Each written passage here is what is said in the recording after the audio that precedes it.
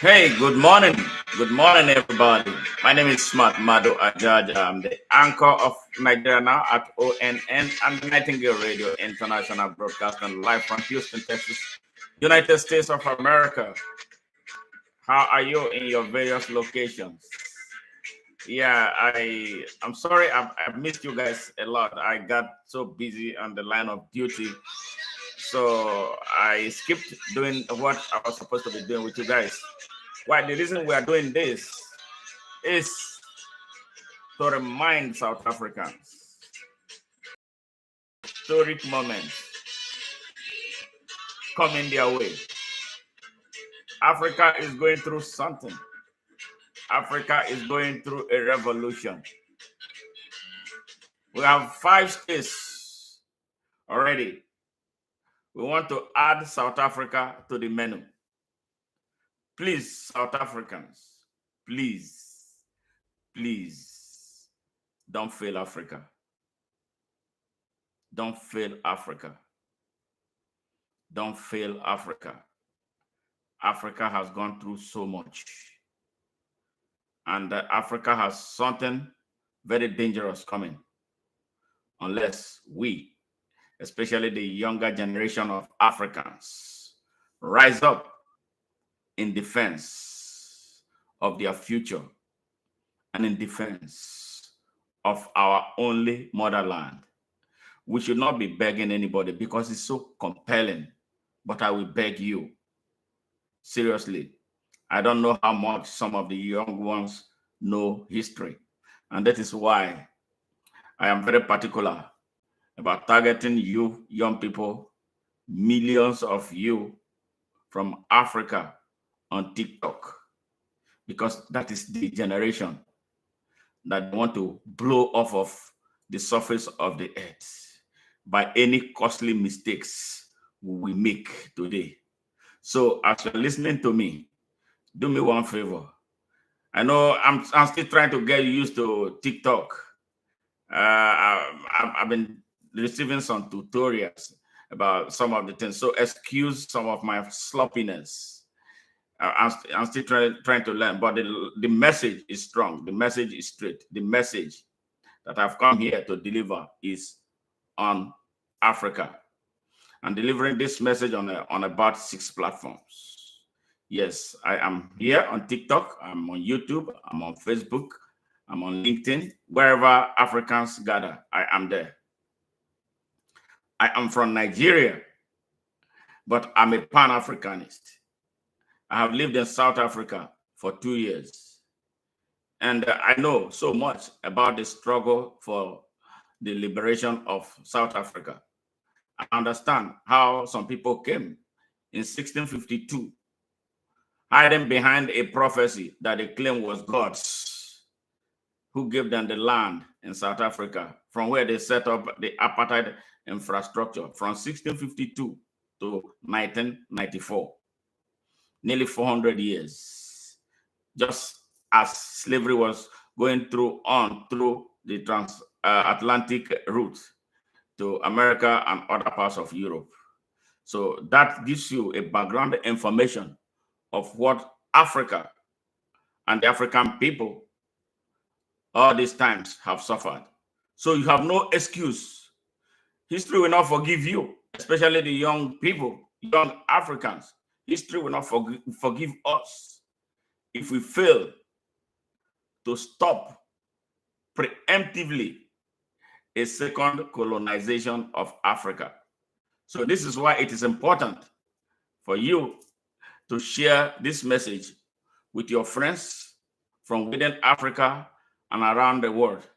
And again, we invite those who love Africa, to be part of our journey, to be part of our struggle, to be part of the unfolding history of Africa, knowing that if Africa becomes better than it is right now, even though it has over 45% of the Earth's resources, the people, 1.4 billion Africans, live mostly below poverty line.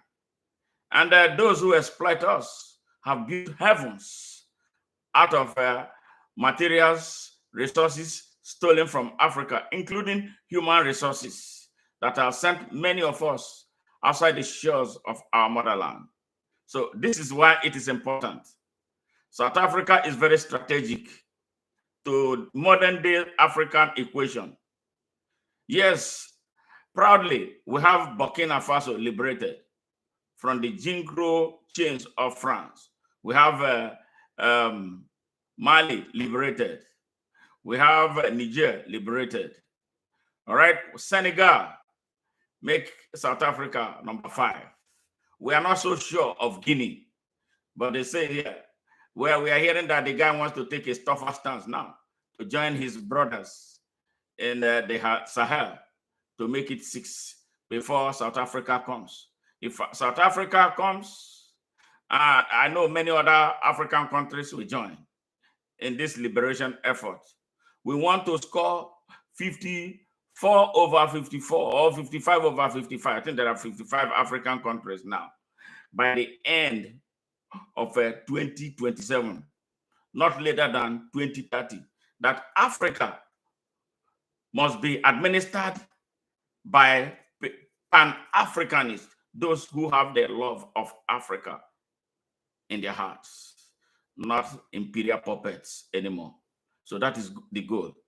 We believe that if we do that, we'll be able to recover all that we have lost, especially in self-confidence. You know, majority of us should know that the leadership of Africa as constituted right now has what they call inferiority complex. They feel inferior before our oppressors, the grandchildren of those who started the liquidation and destruction of Africa. They can't look at them in the face.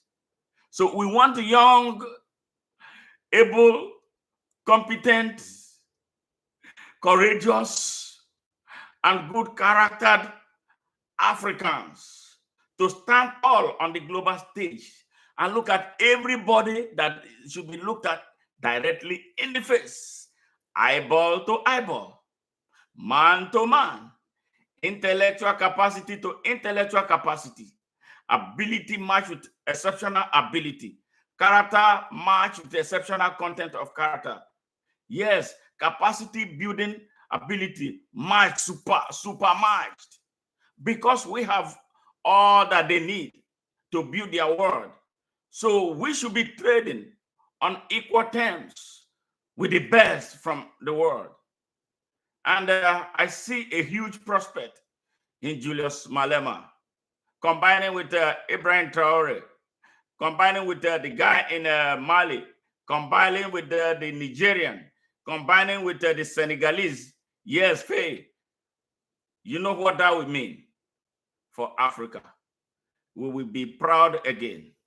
We will be happy, including those born in the diaspora. I mean the descendants of our ancestors who were stolen and taken to America and across Europe.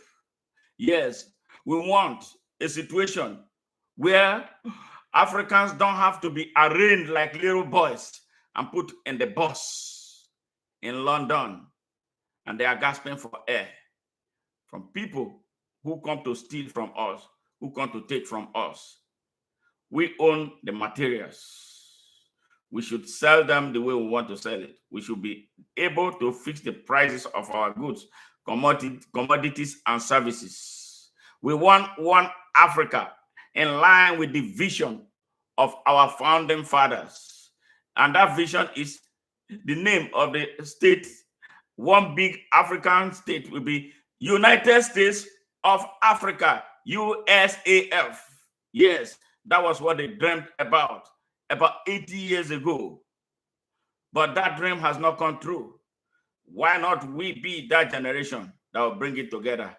An Africa with one economy, an Africa with one network of leadership, an Africa with one reserve bank, an Africa with one central army to end all the terrorists and terrorism in Africa that are sponsored from outside Africa, like what is taking place in Nigeria right now. Yes, terrorism is tearing Nigeria down. But I know that if we have a stand by African, United States of African Army, there will be no need for anybody to be a terrorist on the continent of Africa. And where any such ugly heads come up, we smoke them out with an African army, with an African mindset, with love for Africa, with those who understand what it takes to really have a peaceful Africa. That is what we want: Africa without borders, where anybody can migrate legally to anywhere in Africa. Do your business, stay or come back to your original place. Yes, you know, when we open up Africa like that, there will be no need where people will come and say, oh, Nigerians want to take over South Africa. No, they will come, explore the opportunities there, go back to Nigeria if they have to go back to Nigeria. If they find it conducive to live there, that is fine, with nobody being on the throat of one another. Yes, that is what makes the United States big. United States is about the size of West Africa. So you can imagine that huge country with up to 4 time zones. Yes, freedom of movement, no passport needed. All you need is, if you are traveling to Kenya, you jump into a plane to Nairobi or whatever you want to do. And Africa that will be able to build a good network of roads, build a rail system, build air transportation system, build banks, build all kinds of infrastructure. And Africa that will develop its own financial system. Yes, because that is why one problem that we have. Yeah, we don't control what we buy or sell. We have to be exchanging our money into dollar. Look at what Nigerian currency has been turned into, and I'm sure it's the same story with most African currencies. So Africa must be able to build its own financial institutions and drive it. Africa must drive its own technology. Yes, drive it, build it, drive it for the good of your own people. Adapt it to the good of to your customs and tradition. It is doable. The brain to do it is there, but the leadership to make it happen is not there yet. And that is why we must be very strategic in choosing those who lead us into the 21st century. And I believe very strongly so that Julius Malema is one of those. So this is the reason why I am making this very passionate appeal to South Africans. If I could vote, I would go and vote for him. But unfortunately, I cannot vote. If Nigerians and other Africans in South Africa who have rights to vote, make sure you make this happen. Do not put sentiment in it. But don't do ANC has failed South Africans. ANC stopped being ANC after Thabo Mbeki. ANC corruption crept to ANC. So we need a new face. We need a Pan-Africanist. We need a smart leader. We need a leader who can unite the rest of Africa. And that person is no other person than Julius Malema for South Africa. He's a revolutionary. He's a Pan-Africanist. He's intelligent. I don't know. He's a good communicator. He loves Africa from his heart, not from his mouth. He loves Africa. You can see how defensive all the risks he has been taking for Africans because of the behavior of some ignorant South Africans who don't understand yet who they are. This man standing out like a colossus, telling them, don't kill these people. They are your brothers. They are your sisters. Why are you doing this? This is hate. Not many, even the current president of South Africa is not doing it. Jacob Zuma was tacitly supporting those who were killing fellow Africans. But this young man, Julius Malema, stepped forward to take all the risk, even at the risk of losing an election. He's speaking the truth to power. He's saying it exactly how it is to his fellow South Africans. I don't know any other person that can be better positioned to lead South Africa right now than this young man. Please, please, please, please, South Africans, vote for this man. And you are listening to me now, you are an African, do one thing for me. It doesn't take too much. Please share this message. put it on Facebook, put it on YouTube, put it everywhere. Others can see it so that this message will go around. It is very, very important. Make this message happen until it gets to every South African who can vote so that they can vote for this illustrious and historic son of Africa. There is nothing. I felt I was moved into tears today, hearing him, appealing to Africans who were hurt by his fellow South Africans because they thought that they came to take opportunities away from them. Who can do that? It's only a true leader. A leader who loves his people is the only one who can do that. Nobody else can demonstrate that type of leadership acumen. Nobody, no African. I don't see a lot of Africans who will go to that length to do what he did. He did that, and I was moved. I'm looking for it so I can play it for you, so you can hear what this illustrious son of Africa had to say about the behavior of some of his South African compatriots. Not many can say it. I don't think that the current fool holding Nigeria hostage can do it. He will not do it because he's a puppet. He's so full of himself. He's only a humble person that can do this. And he touched my heart. I decided, yes, listen. We are sorry. We are ashamed of ourselves. And we sincerely apologize for this madness. We are sorry. Please don't treat all South Africans the same. We are dealing with these criminal elements who want to project us as people who do not love our own brothers and sisters.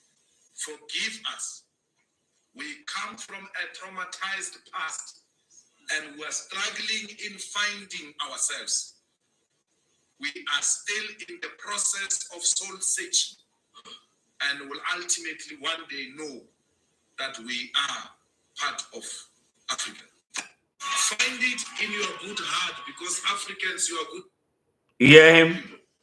That was Julius Malema apologizing to the whole people of Africa. He said we should remember, and I want to expand this message.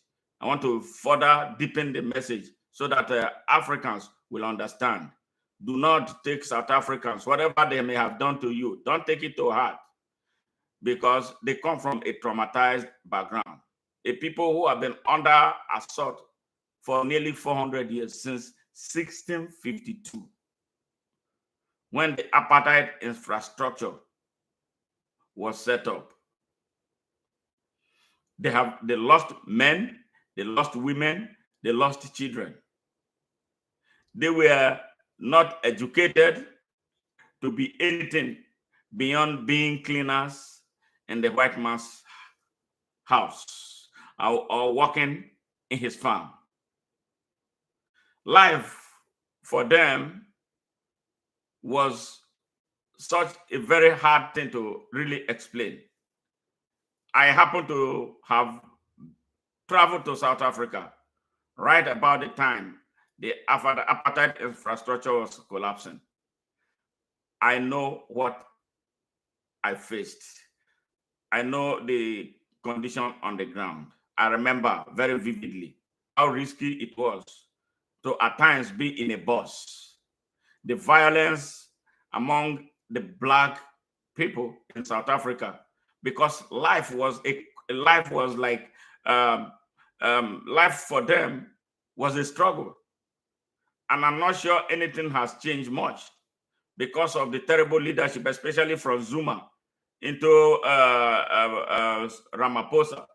I don't know if they were able to make any change. Mandela was a transformational figure. He was old at the time.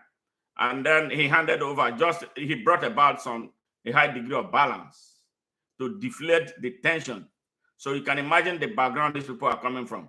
That is not to like making an excuse for some of the violent things that we saw that led to fatalities, that led to the destruction of lives and property of fellow Africans. Life for them was like concrete like it was like a people in a concrete jungle, like Bob Marley said. Yes, where survivor is the motto. So it was a big, a hell of competition for opportunities that are so minimal.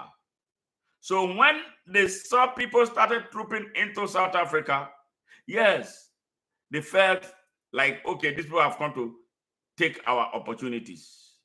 Even though at the time we're there, I was a professional, there were not many of them who were trained to do the type of job that I said. You saw the jealousy, but we were able to manage it and educate them, tell them, make them feel like we are one. So that was how I was able. By the time I was leaving Betal, where I was, I had tons of followers. And they were very, very appreciative of the role Nigeria played as an honorary frontline state towards the liberation of South Africa. So whatever changed after I left in 1996, coming to the United States, when we started seeing the outright expression of violence against fellow Africans. When I was there, Indians were migrating illegally into South Africa and then getting the South African passport. Yes, migrants from India, the remnants of the migrants who did not leave India, and when during the time, because this was the racial thing, white, colored, Indian, the blacks were the last on the hierarchy, human hierarchy. In their own country, yes, the white, colored were like mixture of white and other colors. All right. Now Indians became the third in order of importance, and the black man, the owner, the majority was at the drag, was at the bottom of the ladder, and the majority of them were not educated. Those who were educated outside South Africa. They were not allowed in then to come in. And then the Umkhonto we see where people were just returning back and getting integrated into the South African Defense Force. So you can imagine the chaos at the time. There was so much violence that if you boarded a bus, you'll be praying until you are out of that bus. Because for the sake of one person in a bus that they are looking for to kill, they will kill everybody in that bus. That was how bad the violence was in South Africa. I saw it. I saw bullets flying over my head. Sometimes you go to the market to purchase it. I stayed in Tokoza the very first time I went to South Africa before I moved to Betal. The Tokoza market was not too far from the hospital where I was, and in that hospital, majority of the people there had chest tube because of a gunshot into their lungs. That was how bad things were. So we must understand that trauma, that environment, violence was all they need. But the South Africans need some serious psychotherapy to overcome this and stop seeing black people from Africa as their enemies. The white people bring people from the UK, they bring people from the United States.